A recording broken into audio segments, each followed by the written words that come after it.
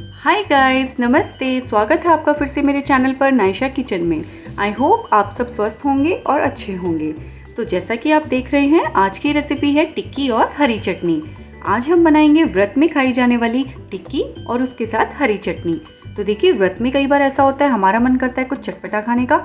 तो अब जब भी आपका व्रत में मन करे कुछ तीखा सा चटपटा सा खाने का, तो आप ये टिक्की आराम से बना सकते हैं। तो चलिए, सबसे पहले मैं आपको दिखाती हूँ ये बनी कैसी हैं। तो सुना आपने, आवाज़ से ही पता लग रहा है कितनी कुरकुरी और क्रंची सी बनी है। तो चलिए बनाना शुरू करते हैं। तो सबसे पहले हम लेंगे कोई भी पैन या कुकर और उसमें हम डालेंगे सामक के चावल 1 कप और साथ ही हम यहाँ पे ऐड करेंगे 1.5 से 2 कप पानी। तो देखिए, अगर आप खुले बर्तन में बना रहे हैं तो आप 2 कप पानी डालेंगे, अगर आप कुकर में बना रहे हैं तो 1.5 कप पानी बहुत रहेगा। तो बस इसको हल्का सा चला देते हैं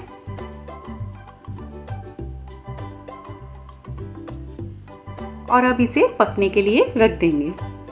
तो अगर आप कुकर में बना रहे हैं तो 1 से 2 सीटी में ही सामक के चावल आराम से पक जाते हैं।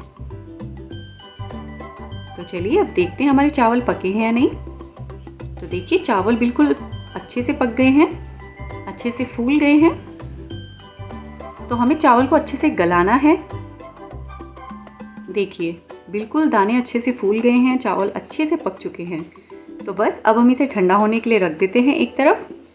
तो तब तक हम बना लेते हैं हमारी हरी चटनी। तो उसके लिए मैंने यहाँ पे लिया है एक जार, उसमें हम डालेंगे हरा धनिया 1 कप,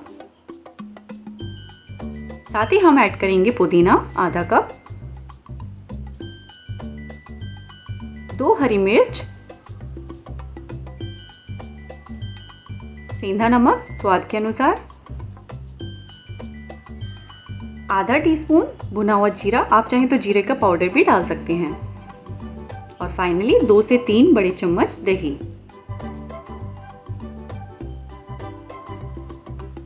सो बस कर देते हैं जार को बंद और बना लेते हैं हमारी हरी चटनी।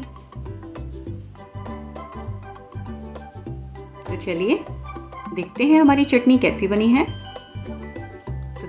तो देखिए, कितनी अच्छी सी चटनी हमारी बनकर तैयार हुई है, कलर भी कितना अच्छा सा आया है। तो चलिए अब हम बनाते हैं हमारी टिक्की। अब चावल हमारे ठंडे हो चुके हैं बिल्कुल। तो चलिए अब हम चावलों को अच्छी तरीके से मैश कर देंगे इस तरीके से, ताकि इसमें कोई भी लम्प्स ना रहे। तो अच्छे से आपको हाथ से इस तरीके से इसको मसलना है।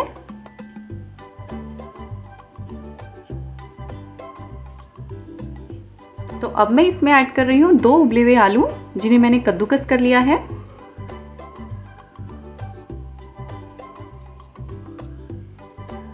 और साथ ही मैं यहाँ पे ऐड कर रही हूँ हरी मिर्च बारीक कटी हुई,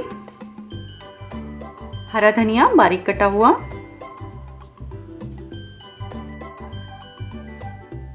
आधा छोटा चम्मच जीरा,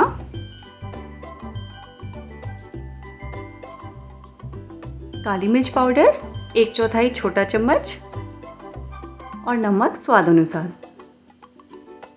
तो चलिए अब अच्छे से सारे इंग्रेडिएंट्स को मिला लेते हैं और एक अच्छा सा डो हम तैयार कर लेंगे। तो देखिए, बिल्कुल जैसे आप आटा लगाते हैं उसी तरीके से आपने इस डो को तैयार करना है।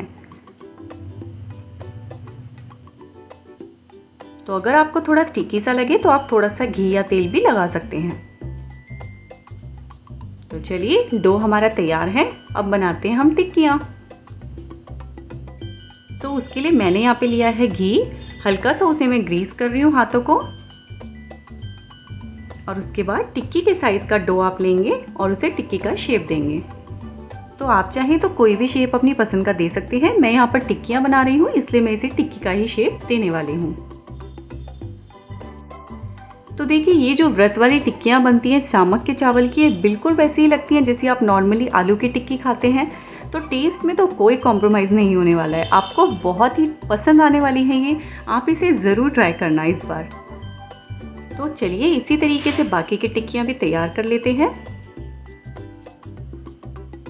सो गाइज, मैं आपके लिए बहुत ही सिंपल और इजी रेसिपीज़ लेके आती हूँ जिससे कि कोई भी इसे आराम से बना सके, और इंग्रेडिएंट्स भी मैं कोशिश करती हूँ ऐसे यूज़ करूँ जो आपको आराम से मिल जाएं। सो आई होप आपको मेरी ये रेसिपी भी पसंद आएगी और आप इसे ज़रूर ट्राई करेंगे। तो चलिए, टिक्कियाँ हमने तैयार कर ली हैं। अब बारी आती है इन्हें फ्राई करने की।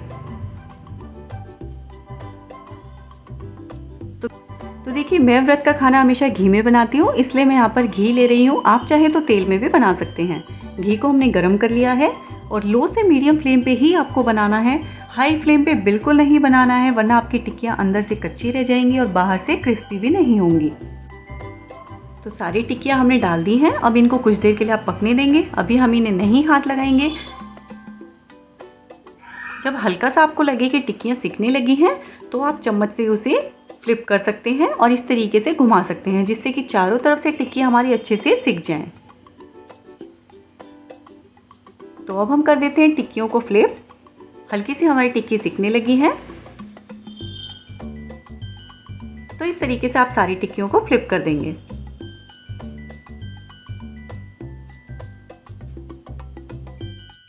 तो देखिए, आपको पेशेंस रखने की ज़रूरत है। आपको टिक्कियों को हाई फ्लेम पे नहीं पकाना है, आपको थोड़ा पेशेंस रखना है। लो फ्लेम पे ही पकाएं, मीडियम फ्लेम पे पकाएं, तो उससे आपकी टिक्कियाँ बहुत ही अच्छी बनके, कुरकुरी बनके तैयार होंगी। तो इसी तरीके से आप इनको फ्लिप कर करके पलट कर और अच्छे से दोनों तरफ से सेक लेंगे।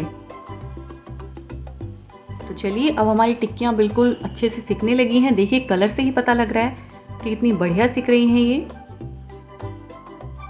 तो बस कुछ देर और नीचे से इसे पकने देते हैं। तो चलिए, अब देखिए, हमारी टिक्की बिल्कुल परफेक्ट सिक गई हैं। कलर बिल्कुल परफेक्ट आ गया है और देखने में ही पता लग रहा है कि बिल्कुल कुरकुरी और टेस्टी बनी होंगी। तो बस अब निकाल लेते हैं सारी टिक्कियों को प्लेट में।